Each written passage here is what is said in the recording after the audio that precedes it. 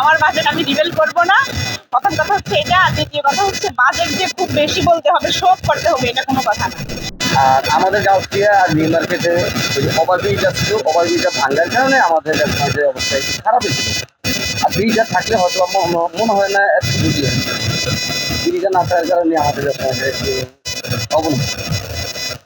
আর এবছর প্রতি বছরে যেমন মহিলাদের প্রতিটা মহিলাদের ব্যাগের প্রয়োজন, ব্যাগ মোটামুটি ভালোই যায়। আর অভিজ্ঞ 3 পিস ওই সেক্টরটাও আমি আমার জানা মতে আলহামদুলিল্লাহ ভালো। তবে অন্যান্য বছরের তুলনায় এটার ব্যবসাটা মোটামুটি খারাপ।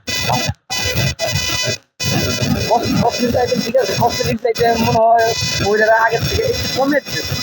যেমন বিগত দিনে আমরা যে কসমেটিক্স সেল করছি বিক্রি করছি, ওই সময়ের তুলনায় এই বছর দেখতে পাচ্ছি প্রত্যেকটা আস্তে আস্তে কসমেটিক্সের ইয়েটা কমাইছে।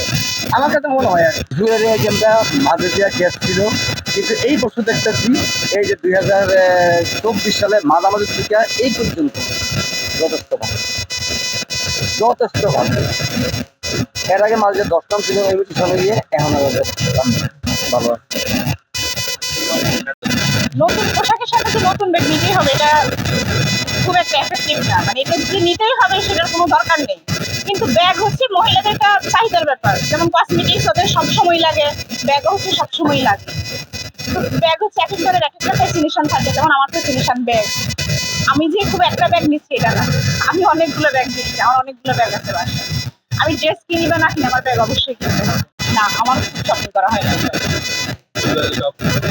পরিবারের আমার হাজবেন্ডের জন্য কিনা হয়েছে, বাচ্চার জন্য কিনা হয়েছে, শ্বশুর আছে, শাশুড়ি আছে, বাবা মা, ওদের জন্য কিনা হয়েছে। আমি আমার বাজেট আমি রিভিল করব না। প্রথম কথা হচ্ছে এটা, আর দ্বিতীয় কথা হচ্ছে বাজেট যে খুব বেশি বলতে হবে, শো অফ করতে হবে, এটা কোনো কথা না। আমার যেমন সামর্থ্য, আমি সামর্থ্য অনুযায়ী আমি আমার বাজেট ঠিক করবো। বাজেট অনুযায়ী ড্রেস কিনবো, হইলে কিনবো ঈদের সময়, না হলে আমি ঈদের পরে কিনবো। আহামরি যে আমাকে এটা কিনতেই হবে এমন তো না। প্রতি বছরই তো পুরো সারা বছর তো আমরা শপিং করি, তাই না? অবশ্যই হাজবেন্ডের টাকা দিয়ে, হাজবেন্ডের টাকা দিয়ে। তার জন্য হচ্ছে ঈদের আগেই টপ 10 থেকে অলরেডি 10,000 টাকার মাল শপিং করা হয়ে গেছে।